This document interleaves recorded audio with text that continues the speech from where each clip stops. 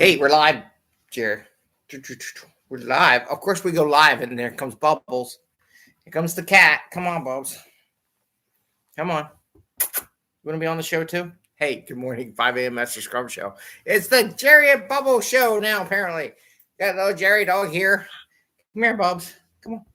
Come on. We need a cat too. Oh, God. Cats are just like bosses. Come on. Come on. Whoops. Woohoo. Come here. She's like, "What you just do, Dad? You just do something on the floor. Come on." Anyway, I'm very distracted right now. This is a 5 a.m. Mester Scrum Show, and of course, Bubbles moving the camera. And here we talk about Scrum and Agile, right? But today I want to talk about new questions for sprint planning. Yesterday's show, we were talking about some different things, and it came up with a topic for today for some new questions. We're going to talk about that. And the questions evolve around kaizen, radical change, and we'll go there from here. All right, Bubbles, you coming up? No. I got a dog. Anyway, so this is 5 a.m. Mester Scrum Show. I am Greg Mester, Scrum Master and Agile Coach, and here we talk about Scrum and Agile in a practical and tactical way, and hopefully the cat, stop moving the camera. And we do this, so, to get value to the customer, not work crazy hours, get home to family and friends, to goofballs like these guys. Goofballs. There's a goofball right there. And have a little fun. Have fun at home and have fun at work. Today, I want to talk about a little bit more fun at work too, and relate to these questions to fun and what we do as teams, as developers, as people who build product. So, what the heck was that? That was my watch. Okay. Bubbles, stop it. Come here. There you go. Now here's Bubbles. Come here, Bubbles. Come here. Say hi. You can see your butt. They want to see you. See, here's Bubbles. And dog's like, what? That cat's going to eat me. So, new questions for daily Scrum. For sprint planning. We always talk about questions for daily Scrum, but now we're going to talk about some questions for sprint planning. And the two questions that we came up with yesterday was, is there anything here in this sprint backlog that are opportunities for kaizen or radical change? I throw the kaizen because sometimes you just want some small changes, but you always want that. It should come out, hopefully out of your retrospective, some small changes. Maybe somebody in the team has some ideas for some small changes they would like to work during the sprint. It should have that in your sprint backlog. But I'm also going to say radical change. And here's my thought process behind this. This is that fun part in what we do. Yesterday I talked about everyone working by themselves and they get these stories or these tasks and they work on some code or write some test scripts. And they kind of work by themselves most of the time. There may be a little bit of interaction, but not much. What I was thinking is we need to ask about radical change. We need to ask, is anything in this backlog giving us any radical change? Now, when I do that, right, what do I mean by that? I mean, is there anything that could really move the needle in the group? And what we do for radical change, and this is what Scrum is beautiful about, is working in complex situations or problems as a team, as a group of people. Okay, what's wrong with the dog? I don't know. The dog's going nuts. I got to take him out. Jerry, what's wrong? He's going nuts. So I'm way off my point. So we're talking about, he slid right off. Get a ball. Get a ball. Hold on. Go get it, Jerry. So the idea is having some radical change. Now, of course, he has a ball. If he dropped the ball, it's just going to roll off.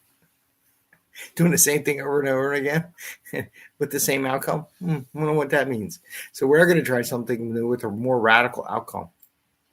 So the idea being, you're going to do something radically different to move the needle. When you do this, you need your whole team. You need the group of people. So you say, hey, every sprint, let's do a story where we're all working on something. Doesn't matter. Maybe we take a day out of the sprint and come up with some radically different stuff where we're all putting our minds together. People are throwing ideas, what they had in their mind, You have to work this out. But if you do it every sprint, there's plenty of time for everyone to get one of those ideas to fruition. So the idea is that we're all working together. It's more enjoyable. It's fun. I know when we have fun, we do stuff together, it's a more enjoyable workplace than just us working by ourselves. There's some personal satisfaction when you complete something that's just on your own. But this idea for radical change, getting the whole team to take a day or a bunch of story points or a couple people to work on something that's going to really move the needle in what you do, how you do it, the company, revenue, profits, customer service, whatever it would be, just work together as a team to come up with something. It's much more fun. This brings the fun back into the office. This makes it enjoyable. All these managers who want everyone to come back in the office will encourage teamwork on a particular problem that they want to solve. That will bring them back into the office. That'll get them all working together on something they put up on a wall together to solve. The individual work. So oh God, this is a light bulb just went off my head.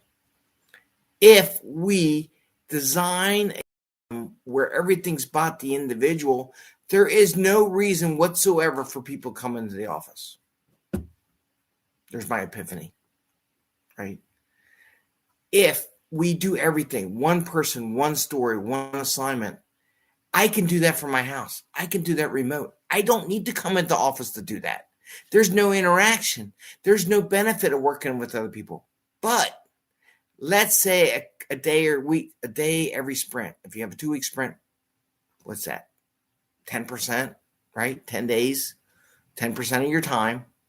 Y'all work together on a particular complex problem or come up with one that you want to solve or an idea you had because you're in that code every damn day. You're on the job. You're servicing customers every day. Take one of those days. You know what's there. Work together to solve a problem. You will have fun. You will enjoy what you're doing. And if these managers really want people to come in the office, that's what you do. You design a organization or an organism, which a corporation is. It's you and me. It's treated as a person to show that interaction. How do we interact? That's what's going to bring people back to the office. Without that interaction and everyone gets to sign their story and they go work for themselves, they're never going to want to come back to the office. So I wanted to share that with you today. So we got a new question every sprint planning. Because if you do a 2-week sprint, you got 10 days, right? Is there anything in here, an opportunity to do we have any opportunities for kaizen, which is small changes? Do we have anything for opportunities for radical change? And if you don't, you need to ask that question. If you're a scrum master, a tech lead, a person on a team, a product owner, you should be challenging yourself every sprint. That's how we make radical change. So I just wanted to share that with you today. Those 2 questions that you can ask to make life in the office more fun. So with that, I say, happy scrumming, enjoy your day. And I wish I wouldn't keep kicking the camera, but I guess I do. And Jerry's calmed down. Hart stole my chair. What? You need to steal my chair now? Bubbles is over here with us. And we do miss Betty. But I want to wish you a great day. And see you tomorrow, Friday. I got to go to the Chinese grocery store and get some more fortune cookies. So we're going to do Fortune Cookie Friday. I have to remember to put that on my list. All right. Take care, everyone. See you tomorrow. Bye. And see ya.